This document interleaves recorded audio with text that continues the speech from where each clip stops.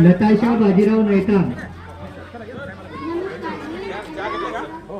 वर्ग 6वीची विद्यार्थिनी, आज तुम्हाला छत्रपती शिवाजी महाराज यांच्याविषयी 2 शब्द सांगणार आहे, तरी ते तुम्ही शांत चिंतेने ऐकून घ्यावी ही नम्र विनंती।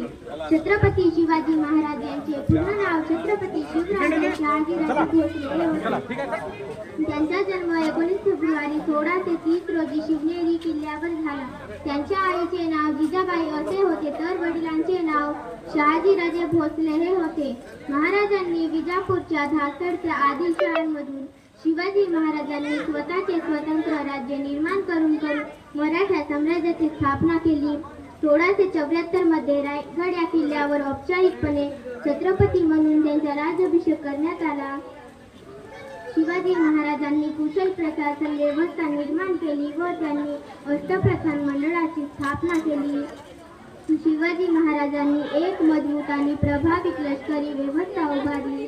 त्यांनी गनिमा कावा वापरून शत्रूंना हरवले। त्यांनी अबराज्य, स्वभाषा आणि स्वधर्म यासाठी लढा दिला। त्यांचे कार्य आजही प्रेरणादायक आहे। असे ह्या महाराजाची मृत्यू 3 एप्रिल 1680 रोजी रायगडावर झाले। एवढे बोलून माझे 2 शब्द संपवतात। जय हिंद, जय महाराष्ट्र।